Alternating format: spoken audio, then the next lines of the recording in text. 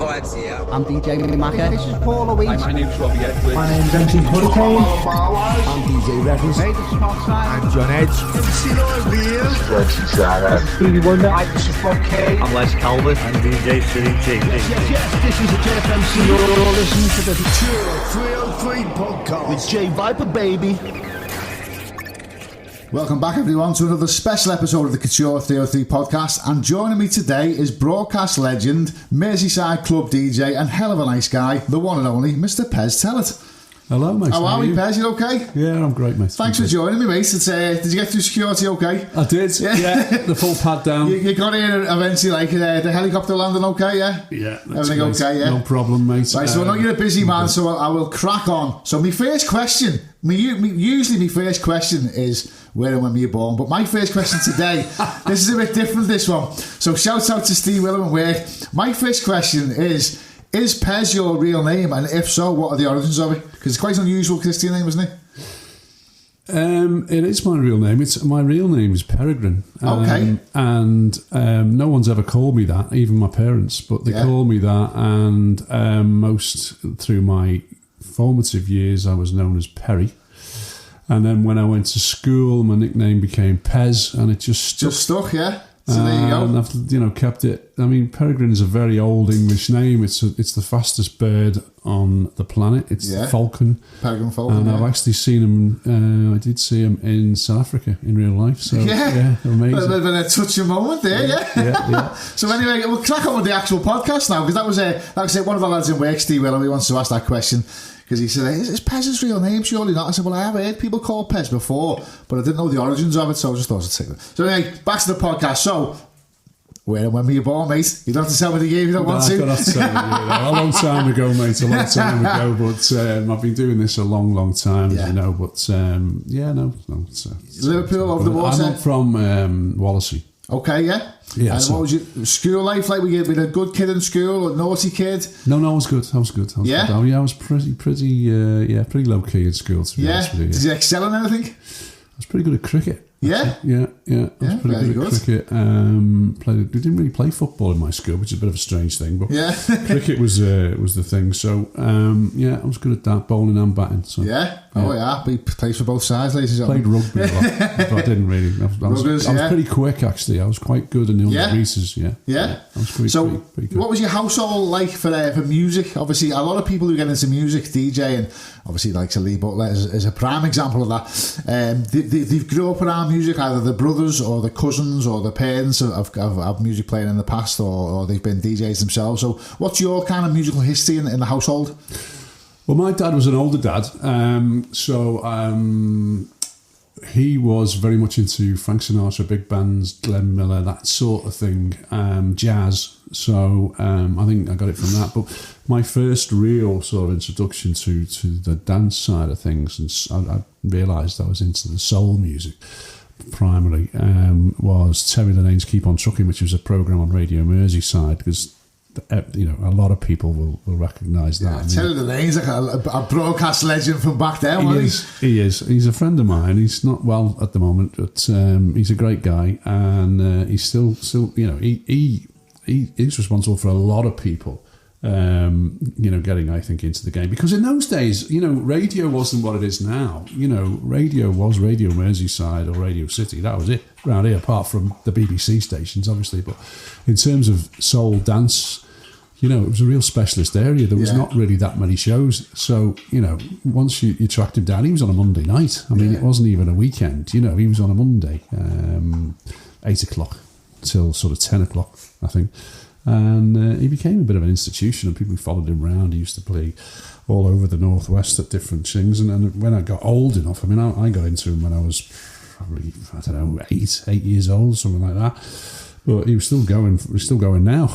Yeah. So I ended up following him around a little bit at some of the clubs that he did. And I wasn't old enough to go to the Hamilton in Birkenhead, which is where he was famous for. That became the Drome. That did become the Drome. Hamilton's, I remember going there one day and seeing a flyer. I used to go when it was a Drome. And I seen a flyer, I think it was for fucking either Shawaddy or Sweet or something like that, at Hamilton's. I was like, fucking hell, but I won't tell me more, the fucking Shawaddy on the Drome. It's weird because radio DJs back in like this kind of, I mean, obviously I was born in 75, so kind of grew up in the 80s. So for me, like late 70s, early 80s, the radio DJ, like, again, we hark back to Billy Butler. Billy Butler was a fucking household name. He was a real legend because in some ways... Hold your plums. I mean, you made a fortune out of that. Because don't forget, back then as well, there was no Netflix, there was no Sky TV. You had fucking 3 channels when some people remember less. Like, I remember 3 channels on the TV. So the radio was a big part of your fucking life because there wasn't much else to fucking to absorb. You know, there was no video shops, no home video, no DVDs, no Netflix, no broadband, no internet. There wasn't 500 channels on the telly. Exactly, yeah. So radio DJs back then were a bit of a fucking big deal. If you wanted to see a film, you went to the pictures. Exactly, yeah. But I mean, the funny thing about, I know you were talking about the drone, but I mean, it started, it was the Hamilton, and then it became what was really a show bar, a fun bar. It was like a bit of a Bonkers. I don't know whether you remember Bonkers, but it was, Dave Graham started in there, and he was wearing big glasses and big suits, and he even had a toilet around his neck at one point. Yeah, I believe so. Yeah, he hasn't really changed the flying points. It really was, and they were playing all singy-songy, cheesy records, and then Eric O'Connor's son, Jason, passed away, God rest his soul, a while back, actually, very young, but it was him that took it in the way of Life, which went on to Bowlers, which became huge.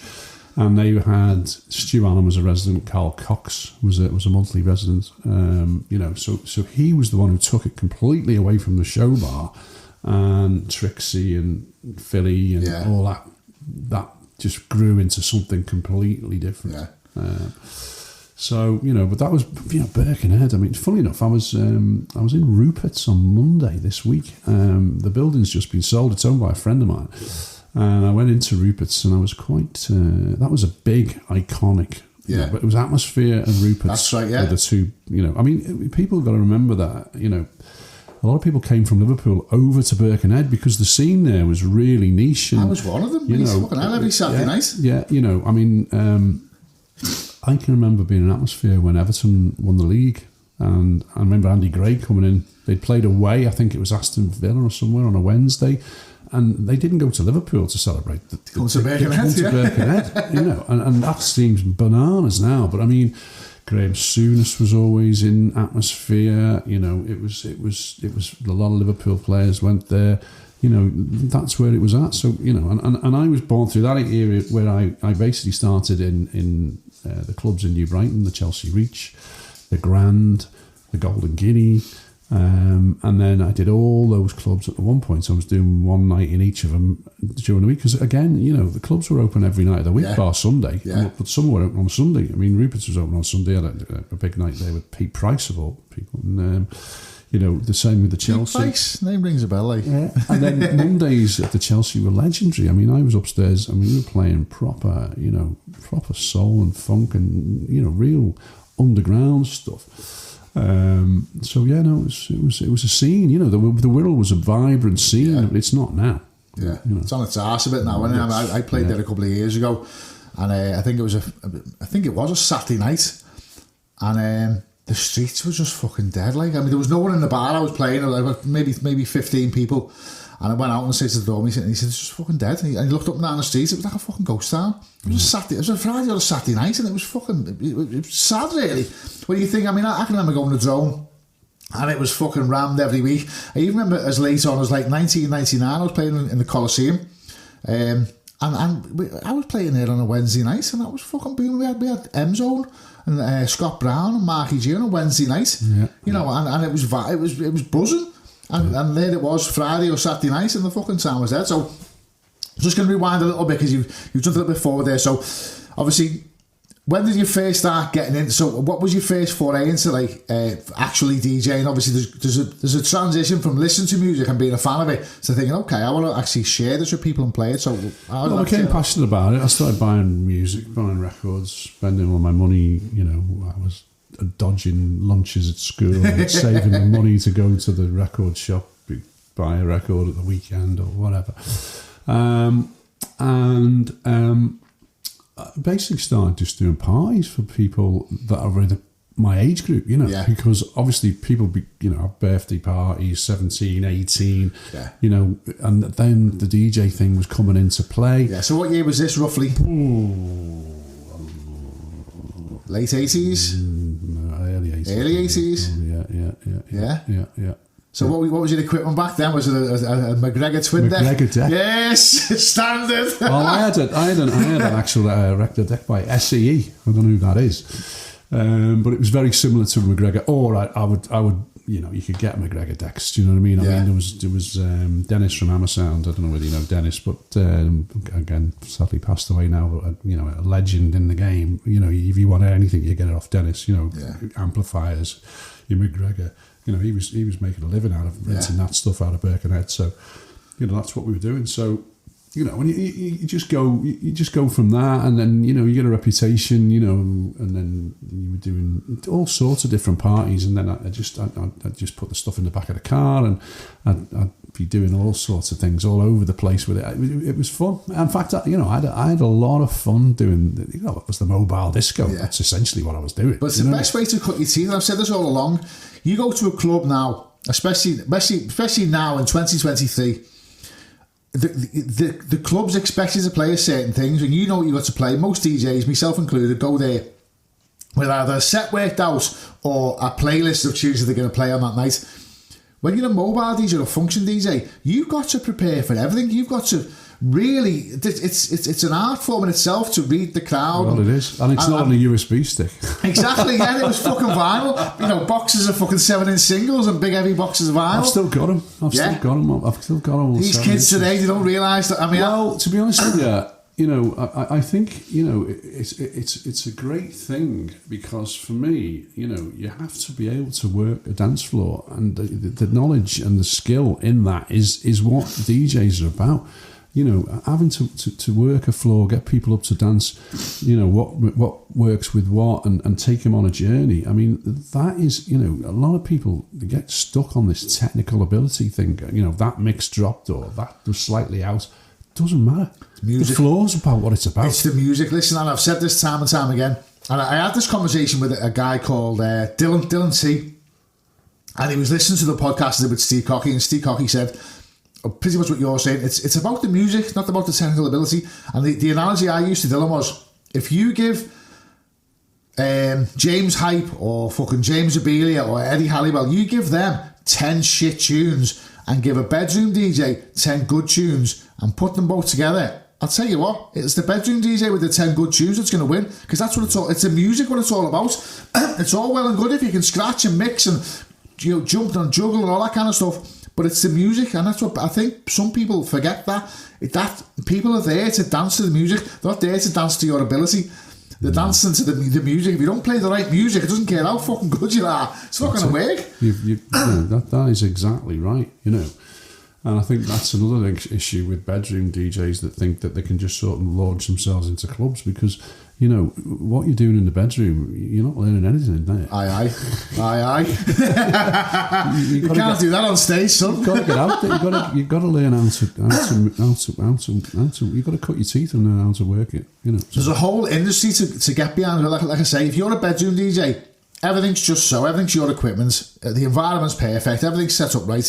When you go to a club, I remember going to I think it was Garland's I was playing in, and there was these little switches that you have on the faders and the crossfader. The switch was missing, just a stub of metal. So I'm thinking, I've got a fucking scratch with it. This is Garland's. And I was like, fucking, me illusions was just completely shot. I thought Garland's would be everything was fucking laid out lovely and everything was nice. And this fucking mixer looked like it was out of some meth's house. The fucking button was missing off the crossfader. And you've got to, when you're DJing in a club, you've got to account for all that. You've got to account for the fact that maybe the headphone thing doesn't work properly. Maybe you can't see the fucking buttons. Well, I was just going to mention that. I mean, this has happened to me a number of times. We used to use a mixer called a Formula Sound, which was, the Buzz had a Formula Sound. That was the level it was at. Standard, yeah. It was club standard thing. Quinn's. I mean, I don't know whether people listening would remember Quinn's. Quinn's was an incredible place. I mean, unbelievable for music. I mean, it was way, way ahead of its time. It was like... the place in Manchester, what's it called, the Wheel thing, where everyone talks about that. Well, Quinn's was Liverpool's version of that. It was really, really special. Anyway, they had a performance on it. But what used to happen with them was that where you put the headphone like you've got in there, the socket used to sometimes drop into the mixer. And you're fucked then, aren't you? Absolutely knackered. You couldn't do anything. You start getting the screws out. And this is in the days when you're talking about playing with vinyl. Yeah. No cue points. There's no visual display. No. You have to, these kids don't know the fucking ball peasants. You have to pick the mic up and ours. yeah. So listen to the mic and shout into your headphones. How many people use the mic? No, not many. Well, that's it. So I don't bring me on to that, because that brings on to another point there of MCs, and we've had this conversation tirelessly on the podcast now. There's a lot of MCs now who think it's about them. And I again, the analogy I use, I was talking to Ian Bland from Dream Frequency. Blandy's a really good friend of mine. Is he? Blandy's fucking brilliant. I've made probably 30 records with Blandy. Yeah, he's a fucking legend. We had a label together. You had a label? Yeah, fucking hell. Proper good. Yeah, I didn't know you were involved in that. That was me. I named it. Fucking hell, that's a proper good name, that. And I said to Blandy, the analogy you use was, most people like chips, right? Some people like chips on their own. Some people like a bit of sauce on the chips, but nobody wants a whole bottle of sauce on the chips. That's what MCing's about. Some people like it, some people don't, but no one's come just for the fucking sauce. MCs, and I've had one in particular. I've had one recently.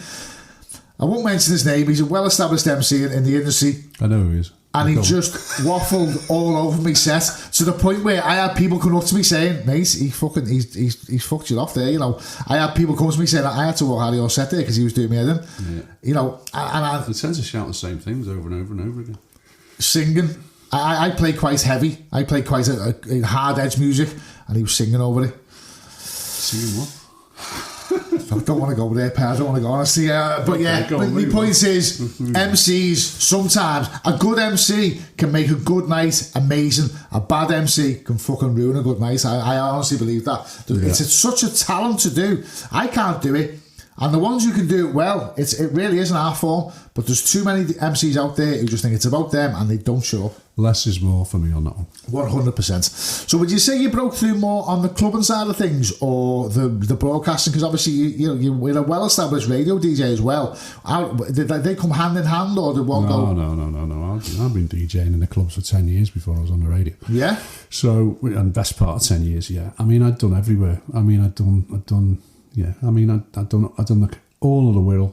I've pretty much played every club there is to play in Liverpool. Yeah. At that time, your Nations, your Societies, your Garlands, Thirst was a thing. The State I used to love, incredible place. And then the radio.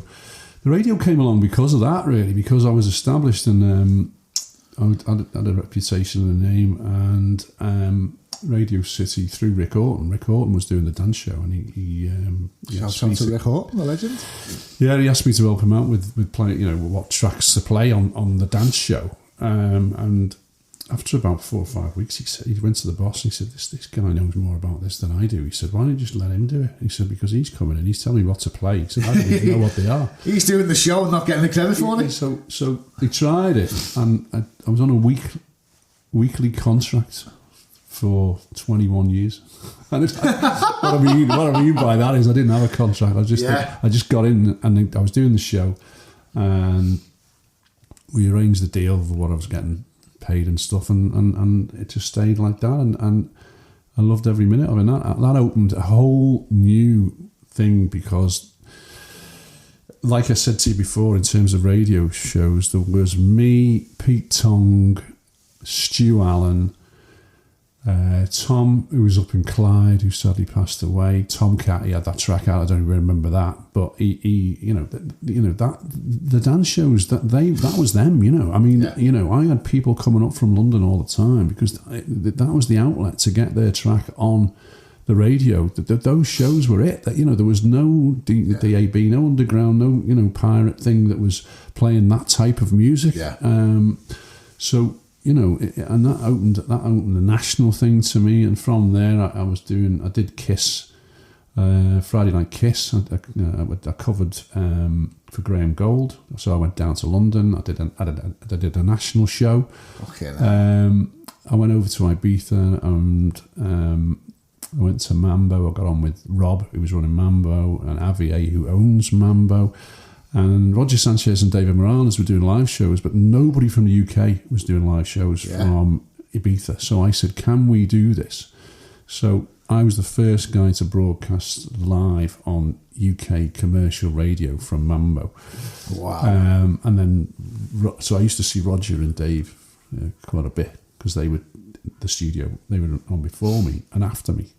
So it was mad.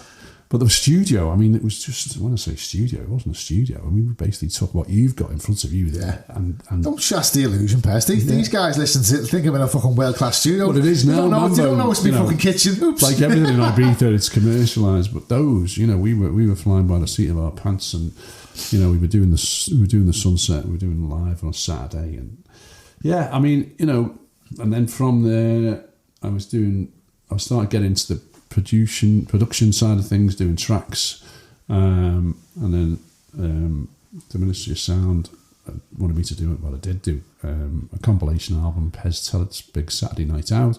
Ministry of Sound. I mean, it literally doesn't get much fucking bigger than that. I was on tour, doing tours to promote the album. I was obviously doing Clubland stuff. I was doing tracks with Clubland all around the world. Up at Blackburn, I was going up there, and that's when Blandy, Martin, we were doing tracks, and and the whole thing exploded. And then I was doing a residency in Ibiza, I was doing Eden, and then we were doing Floor Fillers, and then the Floor Fillers thing, I was doing a tour around for Floor Fillers all over the UK, and then I was doing the residency in Ibiza, which, the thing about the residency thing in Ibiza is it sounds great. Yeah.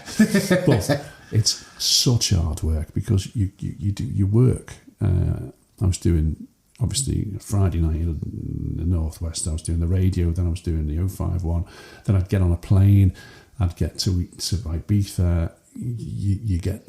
The plane lands, you don't really sleep, you're in a club, the club doesn't really get going till 3-4 o'clock in the morning, you're out till 6-7 o'clock, and then you're getting a flight home, and then you've got about 1 day to recover, and then it all happens again. So for the first 3 weeks, you're running on adrenaline. 4 weeks, you're buzzing, this is great, I'm a real DJ, I'm playing, I'm living a dream, got a bomber jacket with my name on and everything. On the day off, I'm in the studio, I'm cutting a track, and I'm doing this, and I'm doing that, and it's just fantastic. And then you just hit the wall. You just, it's such a, it's exhausting. So this is, are we talking early 90s now?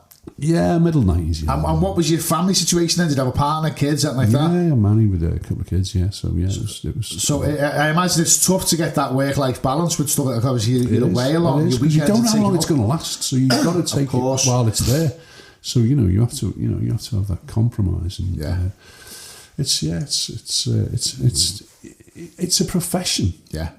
That's when it becomes a profession. That's another thing I say to young DJs that are up and coming, that they say to me, what about this and what about that? I said, but you're a professional person and you are employed to do that. And, that's why you have different genres of music, because that's what's paying the bills. Yeah. It's not a case of, you get these guys saying, well, the saying used to be, I'm going to educate the crowd. I'm going to do that. I'm going to take, you're not there to educate anyone. You're there to entertain and give people a good time. That's what you're there for. It's like when these bands come out of retirement and they go out and they play all this obscure stuff. Just play the hits. If you go and see AC/DC, you're expecting Black and Black, you're expecting Highway to Hell, you're expecting Thunderstruck, you're not expecting obscure stuff off fucking such and such an album. How many times you go and see a band and we've got a brand new album out and we play all the tracks off the new album? Yeah, no one's asked. It's rubbish. And you're like, no one's interested. What's this crap? Yeah, play the hits for fuck's sake. Yeah. So just backtrack a second. I'm just mentioning that. Tears for Fears have got into a lot of trouble because they come back, didn't they, this year or last year? And hadn't toured for 20 years, and they just did the new stuff. They didn't do Shout, they didn't do Everybody Wants to Rule the World, and they've been hammered. Of course they will, because you go and see Tears for Fears. That's what like I said, if you go and see AC/DC and they don't play For Those About to Rock, and they don't play Highway to Hell, and they don't play Let There Be Love, and they don't play Hold On Rosie, Well, these days you've got the social media to deal with, because it used to be that if you went to the gig, you knew what happened. If you didn't go to the gig, you didn't really know what happened, unless some bloke in the Guardian did a review. You might read that. But now everybody's got a voice. Yeah. So if anything's not good, it's out there. Of course, yeah, straight away. Yeah. More than if it's good. Yeah, of course, yeah. Bad press is out. That was great. Yeah, not many people go online now and say, I went to a restaurant last night and the food turned up on time, it was hot, it was lovely, and the waitress served me fine, thanks very much. But they'll go on and tell you if the fucking fork was dirty, or the waitress had a fucking skirt tucked into a knickers like that. Was up the floor, or whatever. So backtrack just a little bit to music production. So when you started getting into music production, what was, again, I've had this conversation timelessly now. Now, I've got a laptop there. I've made tracks sat where I'm sat now. I've sat in this kitchen and I made half decent dance music on my laptop. But back then it was a whole different ball game. You had rooms full of equipment, so you couldn't do that then. Yeah, how did you? What was the situation like when you started? And how did you start getting into music production? John Barlow, who owned 3 Beats, asked me to do a remix. He wasn't stupid, because he knew that if I did a remix, I was going to play it on the show. Yeah. So it was a clever move from him. Yeah. And at this time you're on City, were you? Yeah, and it worked for me. So I went down to London. I did a track, Perpetual Motion, who are basically the guys behind Clockwork Orange, which are two great lads, and I've done lots of stuff with them. But that's how it started, and then from there, again, I started doing remixes. I did quite a few remixes. I actually sent you a remix of Superstar to my missus today, to her favourite track. I did that. I know you did. I sent your remix to her. She was like, I fucking love this tune. I did that. I had to actually they got to number 3 in the charts. I did the 7-inch edit of the follow-up, Broken Bones, which had all this ridiculous lyric about canceristic something or other. And I chopped it all out, a bit like those tracks that were going around at the time, which were just chops. Yeah, basically loops of a track, like Boy Meets Girl, Waiting for a Girl, and and it was just and what was the big one? The physical thing that was going on, which was Eric Prince. And he's changed direction massively since then, hasn't he? Which was a Steve Winwood. Call on me, Call on me. Everyone just remembers the video. So I chopped it up. It got to number 3. So. And I was getting. I won't go into the money side of it. I was getting really well paid for these remixes. I mean, really. Just for the record, he's pulled up in a very nice car outside my house. By the way. I was great. That was great. And then I got into. I was managed by Nick Hawkes. Nick Hawkes manages. He manages Prodigy. Liam Howells from the Prodigy, he manages him, and he manages loads of people. And he got into me. He was at Positiva. He was running the Positiva. What a fucking label that was! Fuck me, unbelievable. So he said to me, and he put me in touch with Blandy and Martin, and he said, do some, see what you can come up with in the studio. Do this remix, which we did. Total Eclipse of the Heart by Jan. What was his name? Jan. I remember the Bonnie Tyler one. There was this German version, and he'd signed it, and we did a remix. That was the first one we did, and then from there it just exploded. We were doing our own tracks. In fact, coming here reminds me of when I used to go and see the Dizzy DJs. We used to do. They used to do some remixes for us when we were doing proper good. Yeah. Yeah, and we did stuff like Mr. Friday Night with Siobhan, who did Big Ange. We've probably. I mean, I get stuff occasionally. People send me, well, what's this, mate? And your name's on it. And I can't remember. I've forgotten I made it. Do you know what I mean? There was that much going on. We were rattling them out, one a week. And this is back in the day when you actually earn credible money. I mean, now, the way the industry's gone now. I used to go to all around the world.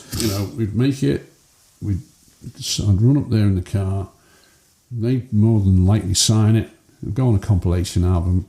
You'd get a few thousand for the signing on fee. Yeah. And then you'd get royalties for every, every copy it sold or whatever it did. And sometimes you even had publishing on it if you'd done some of the lyrics or it was a standalone track. So I mean, I'm still getting royalties now, so it's amazing. Crazy, isn't it? Crazy. So the Ministry of Sound album, how did that do? Good. It was in the top 5. Top 5? Yeah. Sure. Another chart topper on the show, ladies and gentlemen. Well, I had a single. I'm in the British. The funny thing is, I actually asked for it for Christmas one year because I was in the British Book of Hit Singles. You know, the Guinness thing. We got to number 20. I keep saying to people, I'm a top 30 pop star. You know, I was in the charts. I was in the top 30. We've got to number 29. Yeah, my daughter scraped into the top 30. My daughter's 9 and she's obsessed with the Guinness Book of Records. She always keeps saying, what can I do to get them? And she'll do something in the house, like she'll be eating a breakfast, she'll say, Dad, is there a Guinness Book of Records for eating your breakfast the fastest and stuff like that? She's obsessed with getting in it. Just say, keep going, keep doing, trying different things. Well, I keep laughing because it was Northern Nights was the track. We probably alienated half the country by calling ourselves Northern Nights, but it's called Look at Us Now. And it's a cartoon video, and the cartoon videos they weren't as they weren't as prevalent then. It was quite because it was expensive to do a cartoon video. But I laugh because if you look at the video, there's a guy on the bench, and I always say, "Well, that's me in the video." That's me, yeah. But you'll see if you have a look at the video, you'll laugh, and you'll know why I'm laughing. Yeah. But anyway, great times, really, really good, fantastic, and then from there. I've always promoted shows. I've always done things. I started really in the Buzz. I put Nigel Benn DJing in the Buzz back in the day. The Clubheads. I brought them over from Germany for the first time ever in Liverpool. So I started doing things like that, and then that just exploded. Me and Peter Wilson became business partners in promotion, and we're still doing it now. We've been doing it for over 20 years. We're doing weekly nights now. We're in Level in Liverpool with Trend, which was Hashtag, and we are in Rosie's in Chester. We've been there for over 10 years, 15 I think. Again, and then in the middle there was all these different things I was doing. I was doing Clubland shows, I was doing space shows, Ministry of Sound shows, Head Candy at Nation. We used to get 3,500-4,000 in Fantasia. There. I did Fantasia at the G-Max with Boy George and Jeremy Healy. Fucking heavyweights, mate. Yeah, I used to do Mr. Smith's with John Kelly, Boy George, Jeremy Healy. Yeah, I mean, I booked all these guys. I mean, they're all mates now. Brandon Block, Alex P. Yeah. I used to interview them, and then I used to say, "Do you want to do a gig?" And we do that. I mean, and honestly, I used to interview. I mean, you name it, Calvin Harris, Axwell. I've interviewed George Benson, Luther Vandross. Yeah, incredible. Because you understand, boys and girls, I might be a little bit nervous today. This is harking back to the podcast at the very start of the year, and I'd spoke to Steve Cocky a number of times, and he'd said, "Yeah, I'll do your podcast," and he said, "Why don't you come to Inderman Studios and do it there?" So usually when I start a podcast, especially when I was doing it like this, like the face-to-face one, I'd say to people, don't drum your hands on the table, put your phone on silent, stay close to the mic. When you're talking to a radio presenter, someone who's done it before, it's like fucking teaching, I can't teach to suck eggs. You've done this a lot longer than I have, a lot more well established, so no pressure. It's like driving next to a driving instructor today, I'll be honest with you. Well, you're very kind. I've done In Demand for a couple of years, and I've done, as I say, I was at City for 21 years, and I've done the Kiss thing in London that was unbelievable. I mean, I was mixing live. Yeah. I did a show for them in just for London, and we were mixing live to London, which was, I mean, pressure. You know what I mean? Because Kiss in them days was not what it is now. It was absolutely the top of the food chain. What was funny was that I was doing this, and then the guy on after me, the producer guy said, "Oh, David's next door. He's coming on next." And I said, "Who's David?" He goes, "Oh, is David Rodigan, right?" I don't know whether you know who David Rodigan is. No. David Rodigan is he's like second to Bob Marley in reggae. He's that big. He's massive. He's a little white guy, and he's not young, but he is a god to people in reggae.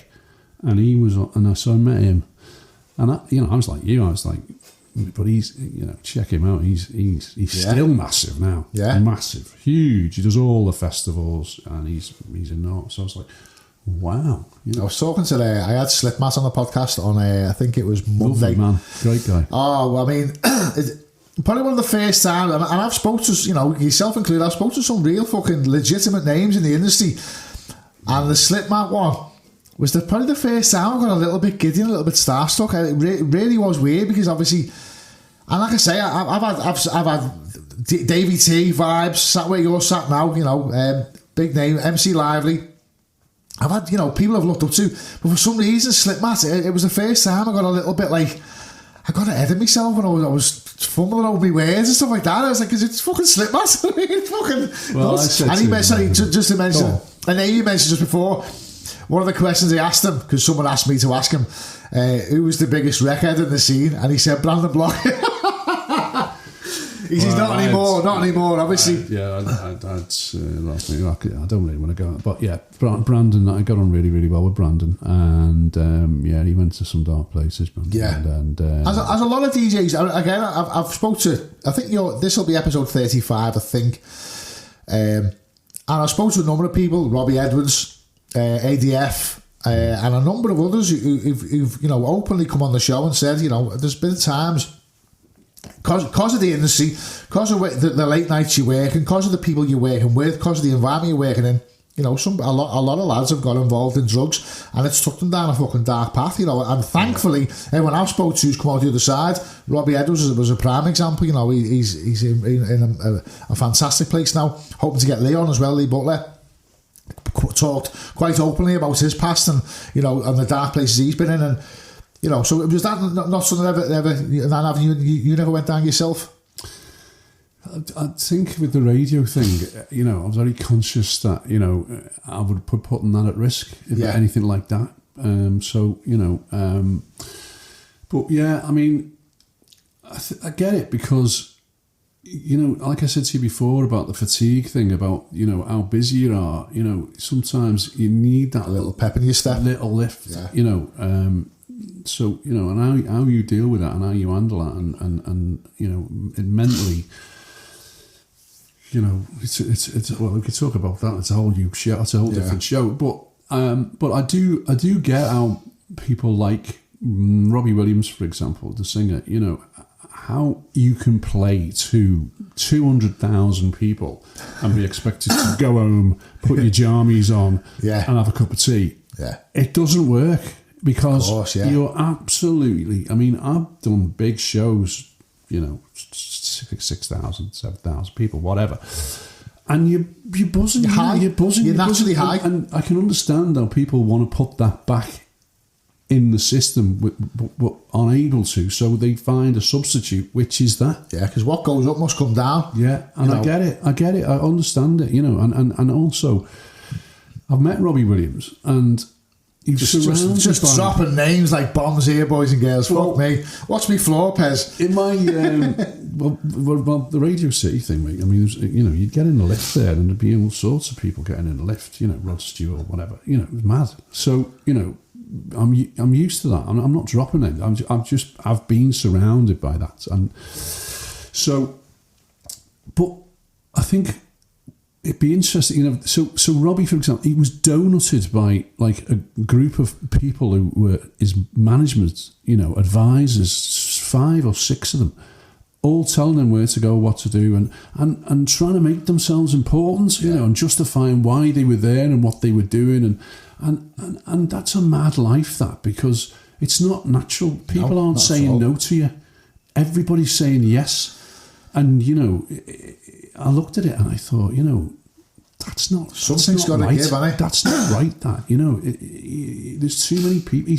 He's making too much money for too many people. He's becoming. He's a commodity. He's not a person. Yeah, exactly. That's the problem. Well, it's like the Elvis film, where the Colonel Tom Parker's basically fucking feeding him drugs to get him on stage. He doesn't care about Elvis's welfare. Doesn't care about his health. No. He just cares about his next paycheck and stuff like that. Well, I mean, that's mad, isn't it? What he did with him, because he couldn't come to the UK, didn't go to Europe because Parker he had a criminal record, didn't he? So he couldn't travel. Over, yeah.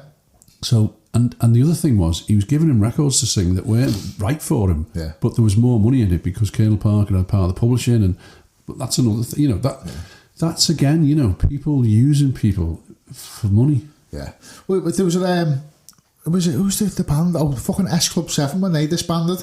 And they had a TV show, they had a movie, they had fucking hundreds of different lines of merchandise. They disbanded and got something like, I'm sure it was something like 150 grand each or something like that. It was mental, the amount of money they got, like, for how fucking huge they were. Well, you got sort of, you know, got to be careful what you say on these things, I suppose. But but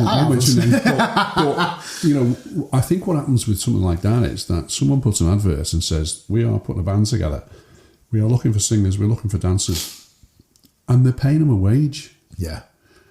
Because you can say, well, that's not right, but they're taking the risk on investing in that group. Yeah. It might not work. And I know a number of people who've tried it and it hasn't worked. Of course, yeah. Right. And it can cost a lot of money. Yeah. Because in those days, you did have to pay studio time, producers. You know, you weren't signed, so you had to make sure that the track was good enough to be signed. Them everywhere in cars. So you can say, well, you know, they're being used, but it's a job. Yeah. Basically, you apply for a job, you've got the job, and, you know, I'm taking all the risks. So if the money comes in, then, you know, that's the deal. Yeah. So sometimes there's two sides to every story. Yeah. So I'm not saying that, you know, I think that's how the S Club thing worked. Yeah. You've been a few like that, but you know, I mean, but what happens is, you know, eventually you sign a contract. I mean, I had a contract with Sony Records for £1 million to do so many albums, but it was all banked in their favour. So if the first single didn't work, they dropped you. Yeah. Do you know what I mean? Yeah. So you know, it is stacked in their favour. I mean, you couldn't decide to walk away, but they can. In my case, it was the second single. You know, the first single was hot, the second single was not so hot, and they didn't want a third. Yeah. So I didn't get me £1 million. Yeah. But I've got a contract at home that says that Sony are going to pay me £1 million if I make 5 albums. Yeah. But what happens is that you likes of your George Michaels and your Spice Girls and people who have a long career in it, they're signed up for 3 years, and after that 3 years they can say, hold on a minute, I'm not with you anymore. I'm going to sign with so-and-so, and I'm going to sign for £2 million. Yeah. And that's how it works. Yeah, the bargain tool, isn't it? You know, I mean, someone like, Stevie Wonder, if you look on his earlier records, there's a little logo, Black Bull, on it, and he basically signed all his publishing to this guy Black Bull when he started. So his first 3 or 4 years, he wasn't fucking earning nothing. He wasn't making any money. Yeah. It was going to Black Bull, and you know, there's things like that going on. You know, and you know that's naivety, and there should be protection against that. 100%. But you know, the stories they always say, don't they? You know, where there's a hit, there's a writ. Yeah. Because that's the case. You know, follow the money. Yeah. So back to the clubbing side of things, you were involved, are still involved in the 051 relaunch.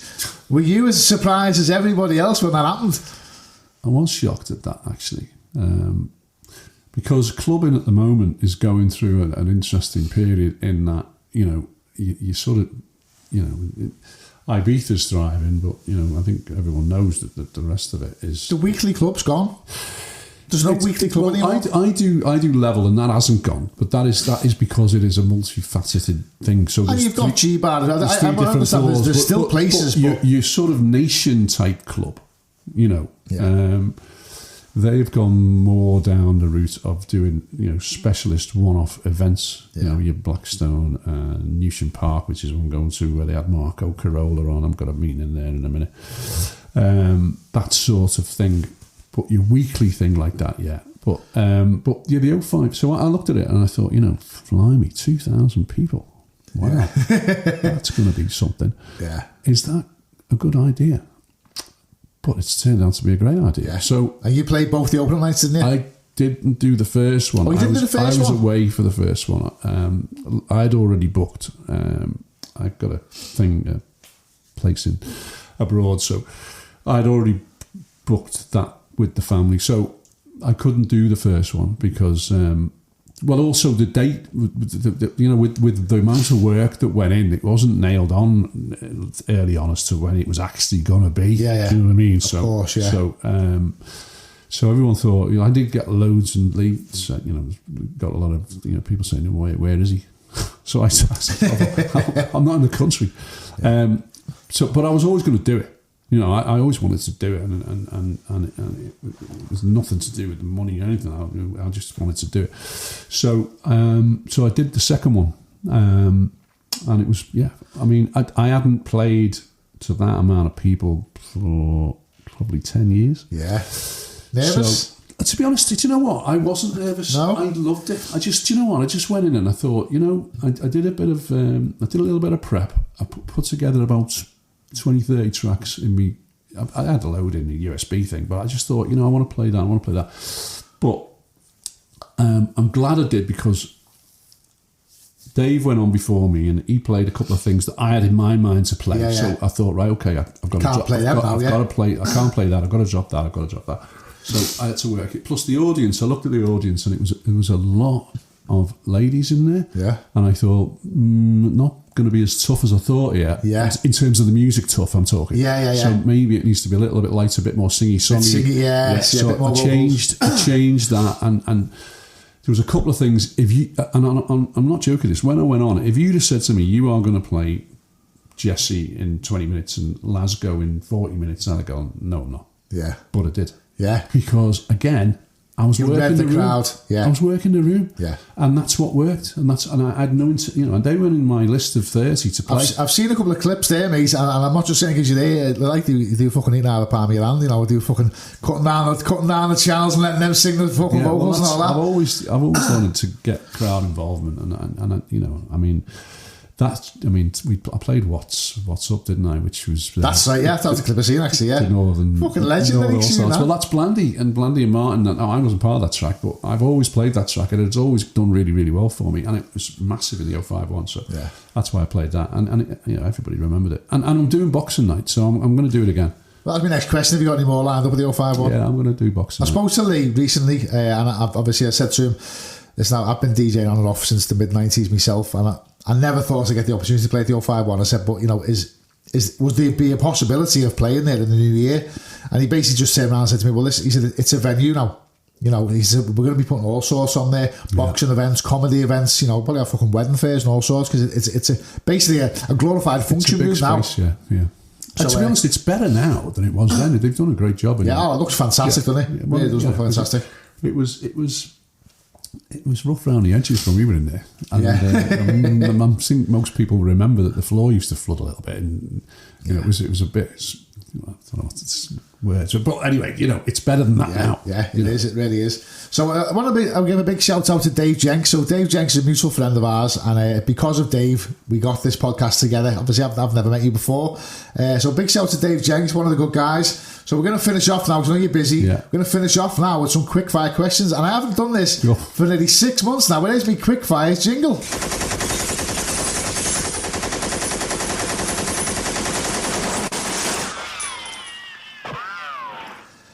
Pez Tellett, I will take your first answer and your first answer only. Are you sitting comfortably? Go on. Tea or coffee? Tea or coffee? Tea. Favourite flavour crisps? Cheese and onion. Puppies or kittens? Puppies. What superpower would you have?